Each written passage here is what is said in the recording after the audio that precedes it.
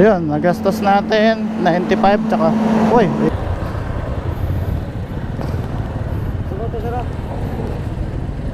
uy, amoy ano. Pahuwat mo daw, gusto mo mangutana? Nangutana mo ka muna may presyo. Saan naman tawag? Huwat mo.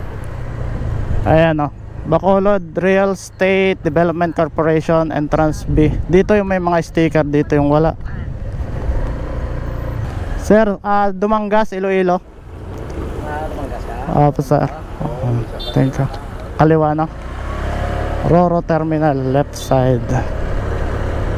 So kapag may sticker doon sa kaliwa, ito yata yung tugo sa kanan. Tapos ala akong pasalubong.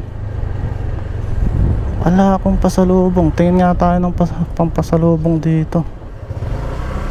Tingin nga tayo ng ano dito. Wala akong pasalubong, nakalimutan ko pala.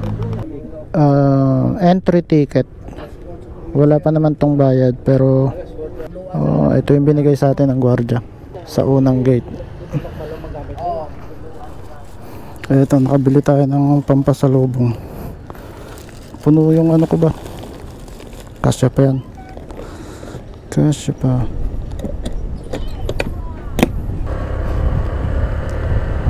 Pagdating dito sa gate na to, yan sa toll gate, magbabayad tayo ng Aras fee or terminal fee. Ito yon yung papel na to.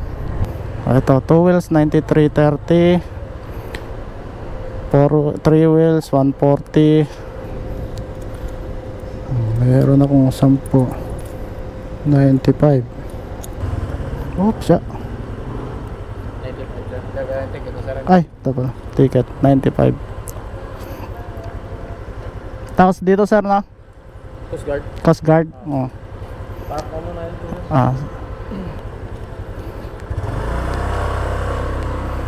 Park muna tayo dito sa gilid kasi kailangan natin mag-login sa Coast Guard. Ayan, dito malamig-lamig oh. Ayun ang Coast Guard. Dali natin susi. Barko. Isa, dalawa, tatlo. Bredco Port Terminal.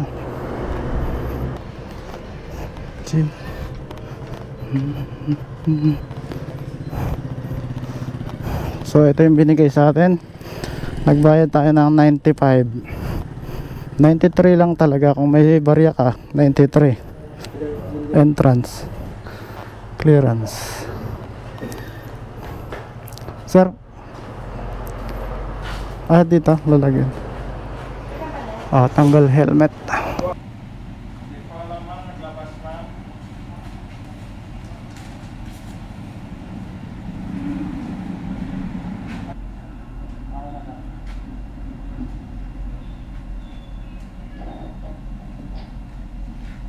Ito yung binigay sa akin sa Coast Guard, dito sa Coast Guard. So importante, alam mo na kagad yung plate number mo para hindi ka nahanapan ng lisensya. Number, aling ay ka dito aalis, meron pa dito isa. Sa barko na tayo magbabayad ng pamasahe. So wala tayong angkas, solo ride lang tayo. So bago ka sumampa ng barko, ayan, makikita mo naman, mapapansin mo may mga sasakyan na nakaabang. Possible ito talaga yung aalis dahil dun sa kabila wala. So si Pops galing pa ng Cebu pa siya so uwi siya ng Iloilo, Don Salvador siya. Eto na, kinakamada na yung mga sasakyan 10-wheeler. May mga parating pa. Honda Click din pala, tatlo pala kami Honda Click. Abrihan, makalas mo na. May Philips screw ka na kagano. Putik Pops, wala nang kumakalog ba? Hindi mo na pwede ilong ride. Hindi, meron pa naman siya dito. Meron pa yan, pero dapat mag-refill ka na dito. So naghihintay tayo kasi kakamada yung mga motor dito sa bungad. So may kasabay ako papuntang patawid ng Iloilo, dalawang Honda. Ayan, binigyan niya ng coolant si Pops kaya wala nang laman. Buti hindi na open niya kanina. Ako nga akin, hindi ko pa na-check eh. Oh, importante rin minsan nakikipagkwentuhan eh, no? So ayan na, tinawag na kami doon sa loob. Sir? Oh, sasakay na kami.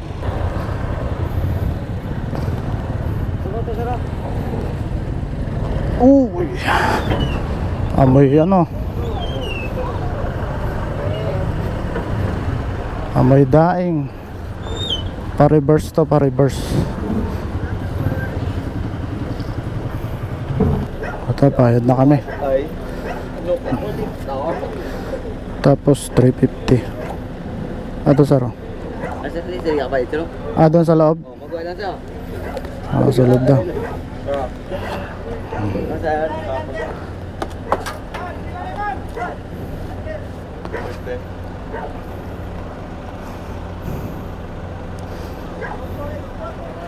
$350.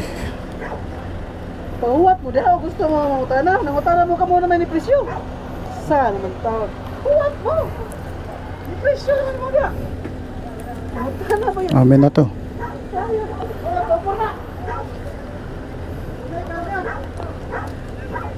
Ayan o, 350. Mo, may aso pa sa taas o. Mabasa Paps. Baka umulan no. Nilalagyan ni Paps ng kapote.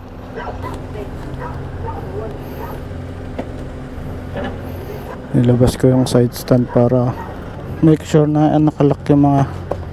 Let's go na, akit na tayo. Kasi tatangayin ng patali. Akit na tayo.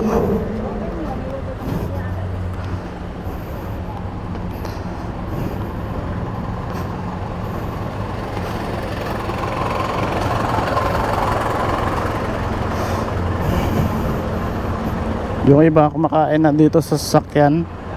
Sir, umahaw. Kumakain sila. Akyat tayo sa taas. Gilid-gilid lang. Ayun, nagastos natin 95 tsaka, uy, ingay. Ingay. Ayun yung kabilang ano.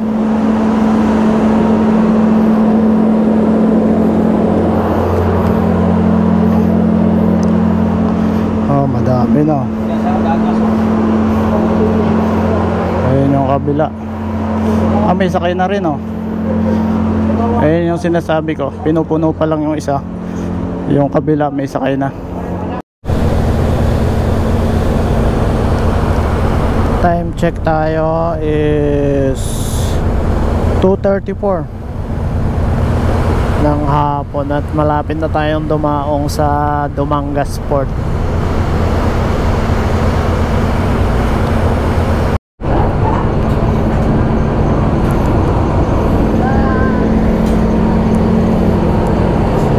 Nagmamaniobra na yung ano namin, barko.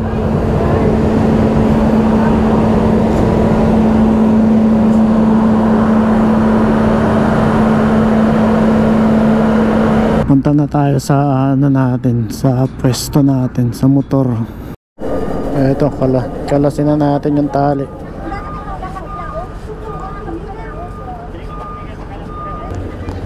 Magaling yung pagkakatali oh. Kage, umambon. Muulan. Patay tayo dyan.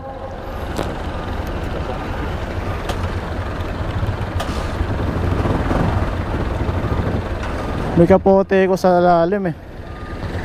GoPro pati natin mababasa. Okay, pwestohan mo Paps. Pwede na tayo dyan.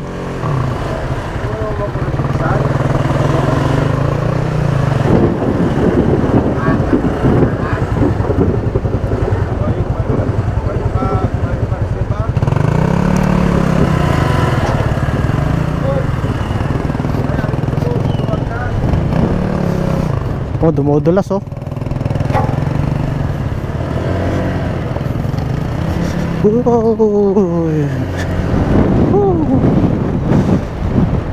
Dire-diretso lang yan palabas. Dumanggas. Wala ba tayo masisilungan?